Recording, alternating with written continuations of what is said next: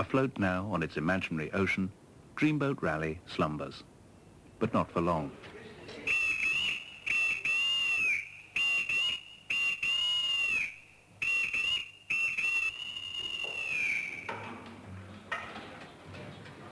Thank you, Mikey. Come on, you NOZZERS.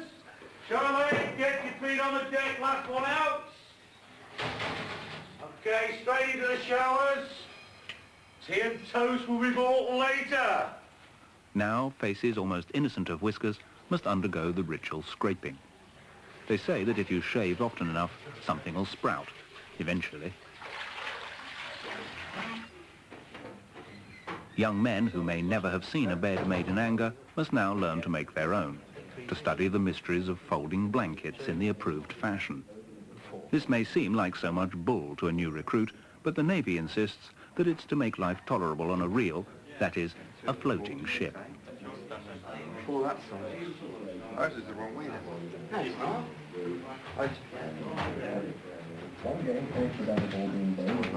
You're not doing too well, young man, are you? Okay, let's have a little go. Right. After a civilian life with feet encased in casual trainers, the Navy's fetish for black leather must come as a shock to some. And it has to be cleaned. Okay.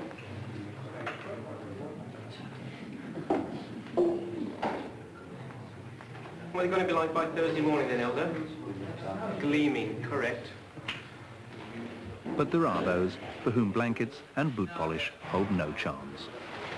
It's the first one we've decided to let go. He came down fairly early last night and stated that he's made a mistake and wants to be on his way home. He's a good lad, actually. He seems a very good lad. He's only 16. He looks as though he'd made a good sailor. However, his heart's not in it, so we're going to get him on his way today, get him home. We've talked to the parents, and although they really wanted him to stay, they seem fairly happy that, you know, we let him go. Do you have any regrets at all about leaving this establishment? There's certainly regrets, but I think it's the sort of life that I'd like to lead. So I'm going to get out now while I can. And what sort of job will you go for now? I don't know what I'll do. I really don't know. I'm going back to nothing. But it's what I want. Did any of the mates upstairs try to persuade you to stay? Yeah. It's amazing the number of folk that has come up to us and said, give it a couple of more days, but if I do give it a couple of more days, it's just another 6 weeks, which I'm not taking that gamble. Being unhappy for that long. So I'm getting it now. The second one's a little bit different. The parents are very keen that he stay here.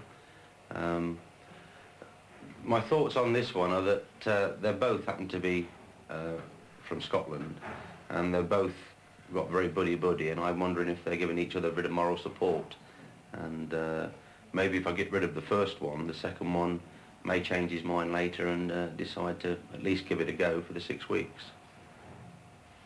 By which time, perhaps, the damage which is about to be inflicted on his crowning glory, and those of his mates, will have grown over a bit, or at least be not much grieved about any longer. Do you change your mind? I'm definitely still here. Glad to hear it, boy. We're not going to go.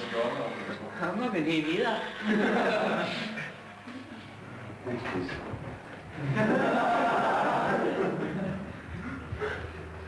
Well, how do you feel? I don't feel as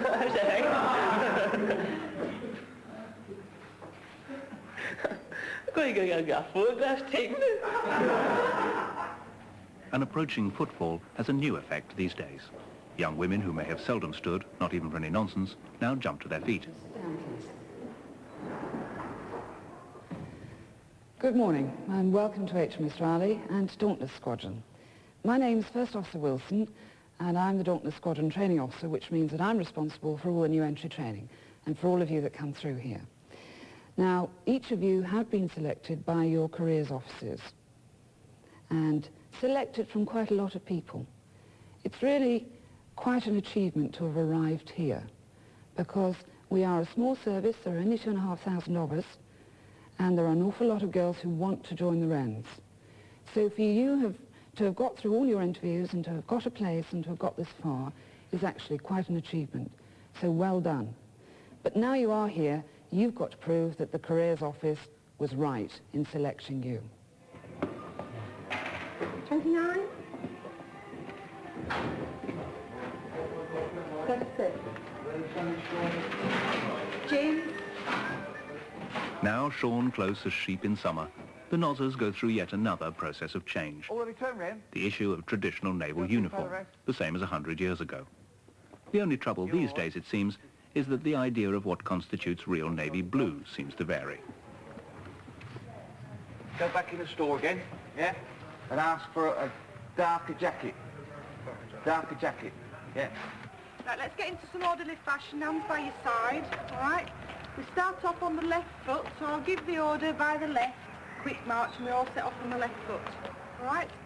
By the left, quick march. Left, left. Now the pace hots up. If no one's yet running around like a headless chicken, they are beginning to march around like wrens. Right, lads, one of your instructs we have to teach you here in new entry is how to place your berry badge onto your berry, which you got issued this morning. The Navy doesn't leave much to individual style. It has its own way of doing every little thing, even fixing badges. Figure D, which is made out of card. So what you do then is get your berry badge, which is this one here, place it central, like so. All understand that so far, boys? Yes, yeah. Then what we do then is line it up in the centre and make a line with the two lugs which are at the back of the berry, in central. You can mostly see it in the light. You all see that, boys, can you? Yes, yeah. Then what we do then is make another line across, say make a form of a cross. So the lugs will be lined up central on completion. All see that? Yes, yeah. Then what you do then with a sharp pair of scissors, you make a hole through the centre of the cross, but remove one's finger from the other side, so we don't impale ourselves on the scissors. From this position of stand at ease, we come to the position of attention. To do this, just watch me and pay attention. New entrants can be forgiven for a while if they confuse their feet. They're not alone. Division, ho! The right foot comes up to the left. Sorry, disregard that. The left foot meets the right foot, heels together at the 10 to 2 position. Then we have our action man, get his hair cut, berry, he's got the working fingers, okay? And that's how we wear our berry at all time. We don't have our berry like a flower grader on the top of their head like so, or like a Benny perched over like that, so we can frighten the Russians that way. Okay, boys?